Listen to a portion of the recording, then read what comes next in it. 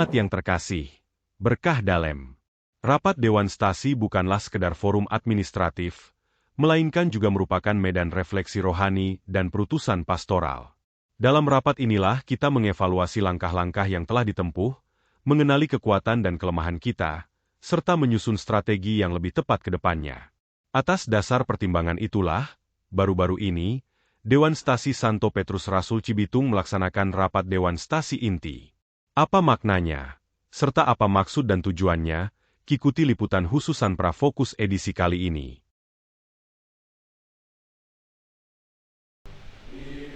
Rapat Dewan Stasi ini kali ini memiliki bobot dan maksud yang sangat strategis.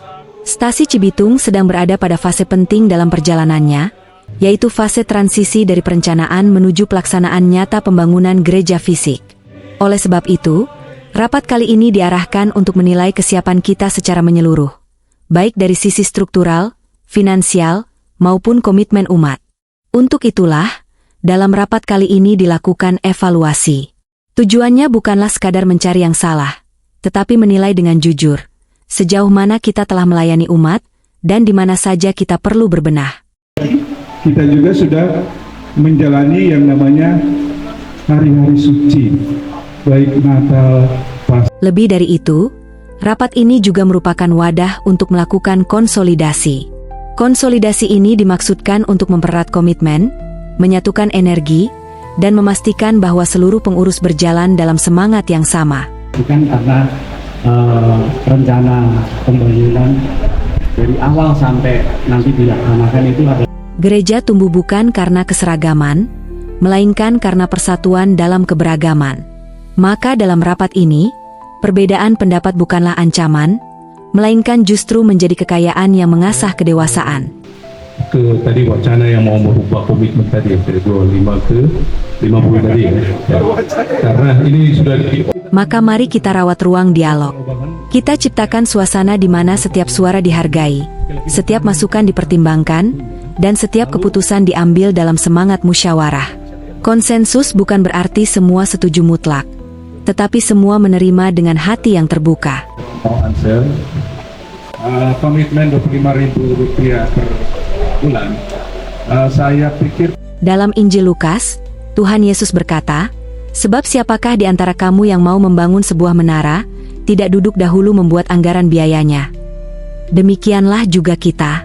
Membangun gereja bukan hanya urusan teknis atau tukang, tetapi persoalan tanggung jawab moral.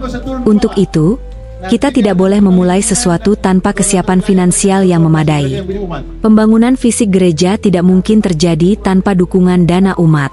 Di pihak lain, penghimpunan dana tidak boleh datang dari tekanan, melainkan dari kesadaran dan kesepahaman bersama. Lebih daripada itu saya mesti minta supaya maka ketika membangun ini. Satu hal yang perlu disadari bersama adalah bahwa memberi untuk gereja merupakan bentuk syukur dan persekutuan, dan bukan sekadar kewajiban. Melalui rapat ini, kita ingin memastikan bahwa setiap lingkungan mengerti skema penggalangan dana, memahami target yang logis, dan memiliki cara kreatif untuk menggerakkan umatnya, tanpa memaksa, tetapi menginspirasi. Nah, ini yang membuat kita, mendorong kita untuk umat kita, terutama lingkungan, core will-nya untuk mendorong. Oleh karena itu, salah satu fokus utama rapat ini adalah memaknai kembali rencana keuangan yang matang, lalu mengelolanya dengan transparan, serta melihat kembali sejauh mana kemampuan umat dalam menopang pembangunan. Intinya, lebih baik menunda dengan bijak daripada memulai semuanya dengan gegabah. Satu kita itu 255 sekarang. Prasejahtera 1. Jadi Prasejahtera 1 255, Prasejahtera 2 31. Dalam perjalanan ini, kita juga perlu bercermin. Ada wilayah atau lingkungan tertentu yang, dengan cara-cara yang sederhana namun efektif, mereka bukan hanya mengandalkan iuran wajib, tetapi membangun budaya memberi. Dari mereka kita belajar, bukan untuk membandingkan, tapi untuk menimba inspirasi. Untuk itulah, rapat ini menjadi sarana untuk mendengar testimoni keberhasilan, dan bersama menyusun strategi yang bisa diadaptasi di lingkungan lain. Saya dapat dana yang hampir 200 juta ya. Itu kan saya diterima orang kaya. Pembangunan Gereja Fisik Santo Petrus Rasul Cibitung bukan sekadar soal bangunan.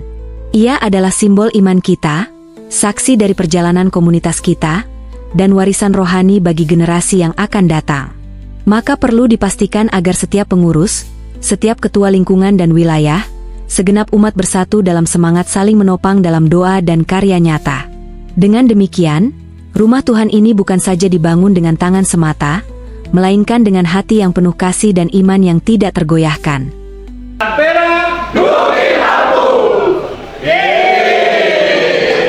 Sekian liputan khusus Sanpra Fokus kali ini.